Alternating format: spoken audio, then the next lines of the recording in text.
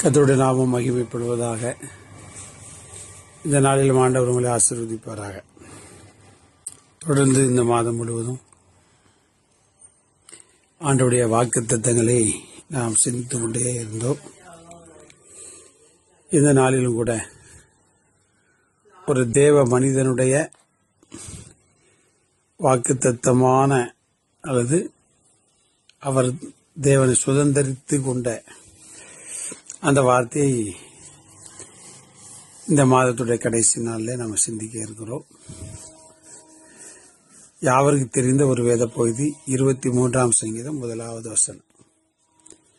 கர்த்தர் என் மேய்ப்பரா இருக்கிறார், நான் தாழ்ச்சி அடையேன்.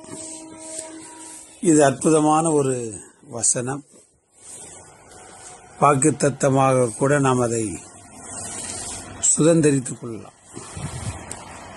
ஆண்டவர் நம்மளை பார்த்து சொல்றதா இருந்தால் எப்படி இருக்கு அப்படின்னா, நான் உன்னுடைய மேய்ப்பரா இருக்கிறேன், நீ ஒருபோதும் தாழ்ச்சி அடைவதில்லை. அதை அனுபவித்த தாவீது சொல்லுகிறான்,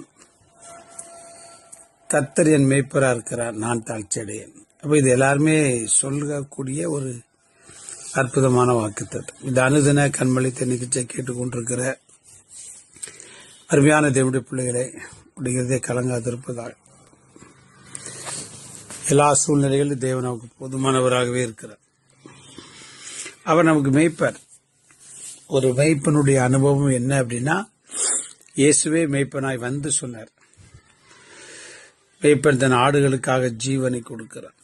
ஜீவனை கொடுக்கிறான் அப்படின்னா நம்மை காப்பாற்றுவதற்காக தன் ஜீவனை கொடுக்கிறான். அவளை காப்பாற்றணும் இல்லையா, நமக்கு நம்மை போஷிக்கணும். அதற்காக நான் செத்தா கூட பரவாயில்ல, என்னுடைய பிள்ளைகள், என்னுடைய ஆடுகள் வாழ வேண்டும், சுகித்திருக்க வேண்டும் என்பதை தன் மனதில் வைத்து ஜீவனை கொடுக்கிறார். இயேசு அதுதான் செய்தார். தன்னை குறித்து என்ன பேசினாலும் பரவாயில்ல, என் பிள்ளைகள் நன்றாக இருக்கணும், அவரால் உருவாக்கப்பட்ட நாம் நன்றாக இருக்க வேண்டும் என்கிற மிகுந்த பாரத்தோடு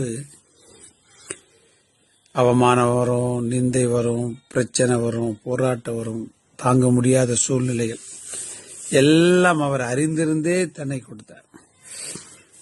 அதனால என்ன அப்படின்னா, அவன் சொல்றான், எந்த சூழ்நிலையிலும் அவரு பார்த்துக் கொள்வார். இந்த ஆண்டு முழுவதும் என்ன சூழ்நிலையில் வேணாலும் வரட்டும், இது இந்த மாதத்துடைய கடைசி நாள், எந்த சூழ்நிலையில் வந்தாலும் சரி ஒன்னும் கவலைப்படாங்க, அவர் மேய்ப்பராக இருக்கிறார்களா. அந்த 23ஆம் சங்கீதம் நமக்கு நல்ல மனப்பணமாக தெரியும். மரண இருளா இருக்கலாம், எதிரிகளுடைய சூழ்ச்சிகள் வேதனைகளாக இருக்கலாம், அதெல்லாம் பற்றி ஒன்றும் கவலைப்படாங்க, அவர் இருக்கிறார். அவர் எல்லாவற்றையும் நமக்கு பாதுகாத்து, நம்மை போஷித்து, உடுத்தி வைத்து, காப்பாற்றி, தப்பி வைத்து, உயர்த்தி, மேன்மைப்படுத்தி, ஆசீர்வாதங்களை தந்து எல்லாருக்கும் அந்த 23ல். அப்போ இந்த ஆண்டு முழுவதும் நம்மை ஆண்டவர் அவ்விதமாகவே நடத்துவார். எந்த ஆண்டிலும் அவர் நம்மை நடத்துவார். அதனால தைரியமா இருப்போம். கர்த்தர் உங்களுக்கு வேண்டிய சகல நன்மைகளும் பரத்திலிருந்தும் நமக்கு தந்து நிச்சயமாய் அவர் நம்மை நடத்துவார்.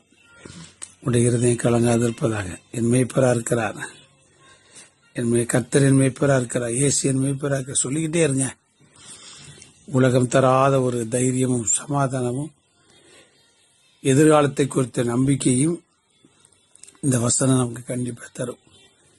God bless you. நாளை காலை 6 கலந்து கொள்ளுங்கள். நாளை மறுதினம் மீண்டும் மனிதன கம்பளத்தில் சந்திக்கிறதுக்கு தேவ கிருபை நம்மை தாங்கி நடத்துவதாக. 2வது மாதத்துக்குள்ள நம்ம போக போறோம். கர்த்தர் நிச்சயம் நம்மை ஆசீர்வதிப்பார். God bless you.